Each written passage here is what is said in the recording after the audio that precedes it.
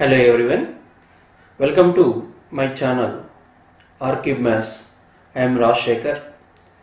So మనకు ఈరోజు క్లాస్లో మనము జామెట్రీ రేఖాగణితానికి సంబంధించి ప్రీవియస్ క్వశ్చన్స్ అంటే స్టాఫ్ సెలక్షన్ కమిషన్ ఎస్ఎస్సి నిర్వహించే పరీక్షలలో అడిగిన ప్రీవియస్ క్వశ్చన్స్ గురించి మనము తెలుసుకుందాం. మరి స్టాఫ్ సెలక్షన్ కమిషన్కే కాకుండా మిగిలిన పోటీ పరీక్షలు ఆర్ఆర్బి, ఎస్ఐ కానిస్టేబుల్ వంటి పరీక్షలకు కూడా రేఖాగణితం నుండి చాలా ప్రశ్నలు అడగడం జరుగుతుంది. అలాగే డిఎస్సిలో కూడా మనకు రేఖాగణితం మీద ఎక్కువ ప్రశ్నలు వస్తున్నాయి. కాబట్టి మనకు ఇక్కడ ఈ ప్రశ్నలను మనం ఏ విధంగా సాల్వ్ చేయాలి, షార్ట్కట్లో ఎలా చేయాలి, కాన్సెప్ట్ పద్ధతులు ఏ విధంగా చేయాలనేది మనము తెలుసుకుందాం. మరి మొదటిసారిగా చూస్తున్న అభ్యర్థులు మా ఛానల్ను సబ్స్క్రైబ్ చేసుకోండి. మరి ఈరోజు క్లాసులో మొదటి ప్రశ్న ఒకసారి చూద్దాం. The in radius of an equilateral triangle is of length 3 centimeters. Then the length of each of its median is అన్నాడు.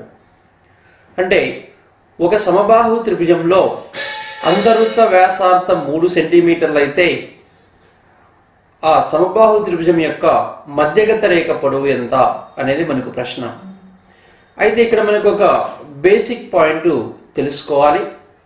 సో అదేంటంటే బేసిక్ పాయింట్ ఏంటంటే మనం ఒక సమబాహు త్రిభుజం తీసుకున్నప్పుడు ఆ సమబాహు త్రిభుజంలో అంటే సో ఇలా మనకు తెలిసిందే, సమబాహు త్రిభుజము అంటే 3 భుజాల పొడవులు సమానంగా ఉంటాయి. ఈ సమబాహు త్రిభుజానికి మనము మధ్యగత రేఖలను గీచిన ఆ మధ్యగత రేఖల మిలిత బిందువు గురుత్వ కేంద్రం అవుతుంది.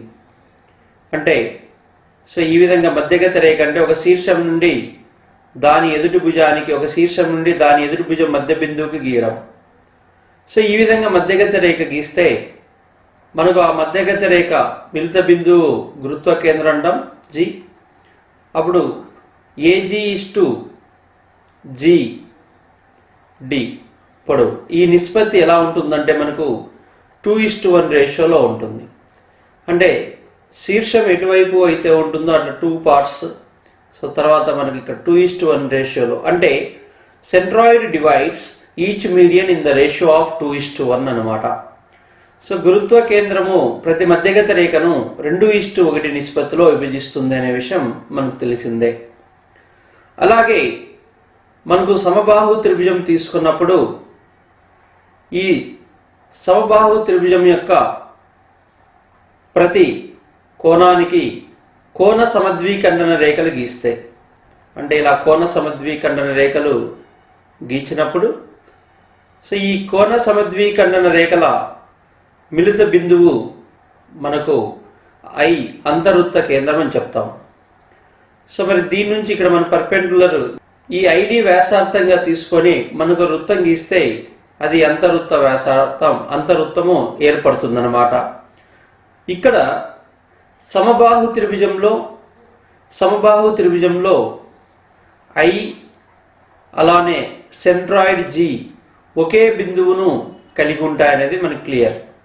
సో మరి ఇక్కడ మనకు 3 సెంటీమీటర్స్ అంటే ఇన్ రేడియస్ మనకు 3 సెంటీమీటర్స్ ఇవ్వడం జరిగింది. అంటే ఇక్కడ మనకు 3 సెంటీమీటర్స్ ఇవ్వడం జరిగింది. మరి 2 పార్ట్స్ 6 సెంటీమీటర్స్ అవుతాయి. సో టోటల్ 6 + 3 = 9 సెంటీమీటర్ అనేది మీడియన్ అవుతుంది. సో మధ్యగత రేఖ పొడవు వచ్చేసి 9 సెంటీమీటర్ మధ్యగత రేఖ పొడవు.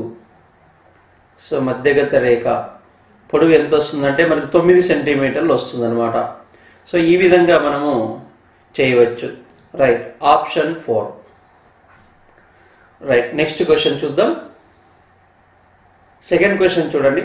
If the orthocenter and centroid of a triangle are same, then the triangle is.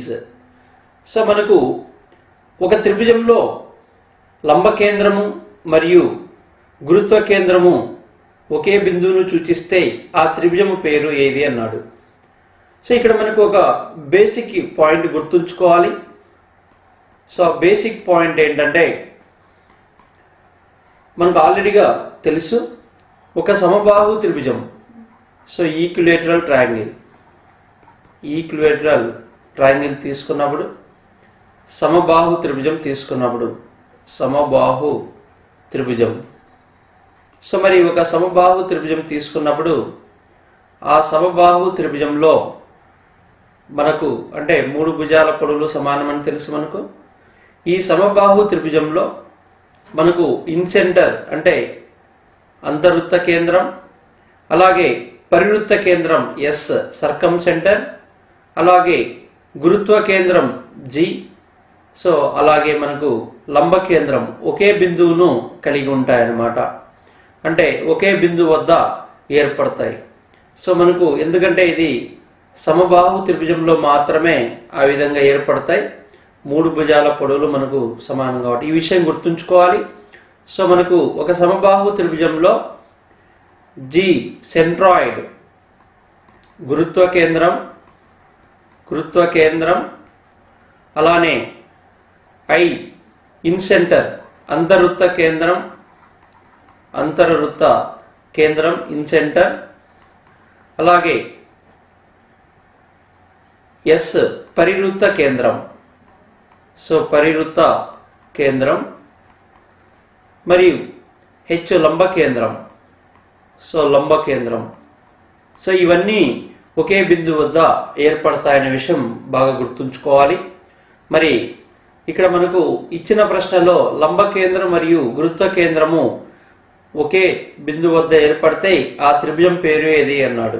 So మనకు ఆన్సర్ వచ్చేసి ఈక్విలేటరల్ ట్రయాంగిల్ అవుతుందన్నమాట, సమబాహు త్రిభుజము అవుతుంది. రైట్, ఇది చాలా ఇంపార్టెంట్ పాయింట్, గుర్తుంచుకోవాలి. రైట్, నెక్స్ట్ క్వశ్చన్ చూద్దాం. If in a triangle the circumcenter, incenter, centroid and orthocenter coincides, then the triangle is. So ముందు క్వశ్చనే మనకు అడగడం జరిగింది. అయితే ఇక్కడ మనకు ఒక త్రిభుజంలో పరివృత్త కేంద్రము, అంతర్వృత్త కేంద్రము, గురుత్వ కేంద్రము మరియు లంబ కేంద్రములు ఏకీభవిస్తే ఆ త్రిభుజం పేరు ఏది అన్నాడు. సో ఆల్రెడీగా మనకు ముందు క్వశ్చన్లో ఎక్స్ప్లెనేషన్ ఇవ్వడం జరిగింది. సో మరి ఆ త్రిభుజం పేరు వచ్చేసి మనకు సమబాహు త్రిభుజం ఈక్విలేటరల్ ట్రయాంగిల్ అవుతుందన్నమాట. మరి మనకు ఇచ్చిన ఆప్షన్స్లో 4th ఆప్షన్ అవుతుంది, ఈక్విలేటరల్ ట్రయాంగిల్ అవుతుంది. రైట్, నెక్స్ట్ క్వశ్చన్ చూద్దాం. In a triangle if 3 altitudes are equal then the triangle is అన్నాడు. సో మనకు ఒక త్రిభుజంలో 3 ఉన్నత పొడవుల సమానమైతే ఆ త్రిభుజం పేరు ఏది అన్నాడు. సో మనకు ఆల్టిట్యూడ్ అంటే ఏంటి అన్నప్పుడు, సో ఒక త్రిభుజం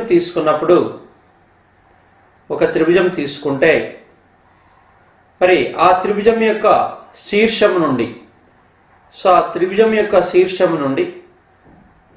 నుండి దాని ఎదుటి భుజానికి గీచిన లంబము పర్పెండిక్యులర్, సో దీన్ని మనము ఆల్టిట్యూడ్ అని చెప్తాం. So altitude, so Unnati, nothing but ఉన్నతి పొడవు, దీన్నే మనము త్రిభుజం యొక్క ఎత్తు అని కూడా అని చెప్తాం, హైట్. మరి ఇక్కడ ఒక త్రిభుజంలో 3 ఉన్నతుల పొడవులు సమానం అన్నాడు. సో అంటే మనకు ఒక్కొక్క శీర్షం నుంచి ఒక్కొక్క ఉన్నతి పొడవు ఇలా డ్రా చేయవచ్చు. ఇలా ఒక్కొక్క శీర్షం నుంచి ఒక్కొక్క ఉన్నతి పొడవు అంటే 3 శీర్షాల నుంచి 3 ఉన్నతి పొడవులు అవుతాయి. మరి ఈ 3 ఉన్నతి పొడవులు మనకు సమానమని ఇవ్వడం జరిగింది. అంటే ఏడి, సో బిఈ, అలానే CF. So AD is equal to BE is equal to CF. ఈ 3 ఈక్వల్గా ఉంటే ఆ త్రిభుజం పేరు ఏంటి అన్నాడు. సో మరి ఇలా ఉన్నతి పొడవులు సమానంగా ఉండే త్రిభుజం పేరు ఏంటంటే సో ఈక్విలేటరల్ ట్రయాంగిల్. ఒక సమబాహు త్రిభుజంలో ఒక్కొక్క శీర్షం నుండి దాని ఎదుటి భుజానికి లంబం గీస్తే అంటే ఉన్నతిని గీస్తే అలా ప్రతి శీర్షం నుంచి గీచినప్పుడు ఏర్పడే ఉన్నత పొడవులు సమానం అవుతాయి. కాబట్టి మనకు నేమ్ ఆఫ్ ది ట్రయాంగిల్ అన్నాడు కాబట్టి అది మనకు ఈక్విలేటరల్ ట్రయాంగిల్ ఆప్షన్ 2 అవుతుంది.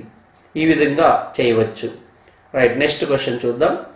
If ABC is an equilateral triangle and D is a point on BC such that AD is perpendicular to BC.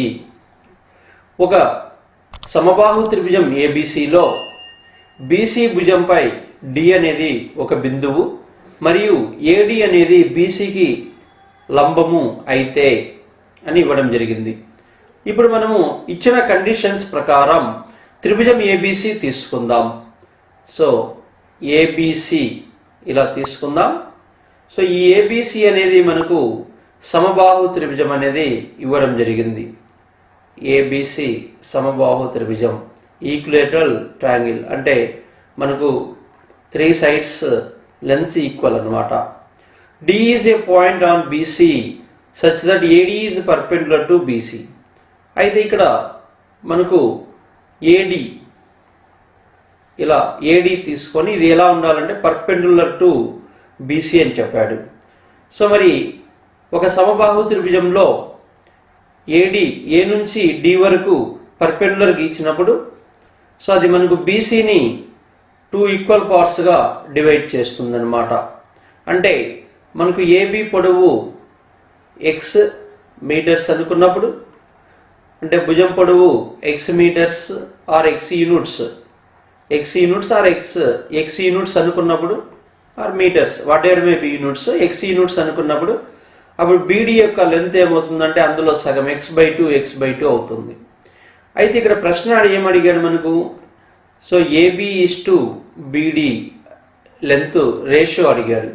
AB పొడవు ఎక్స్ అన్నప్పుడు బీడీ అన్నప్పుడు అందులో సగం కాబట్టి x/2 అవుతుంది.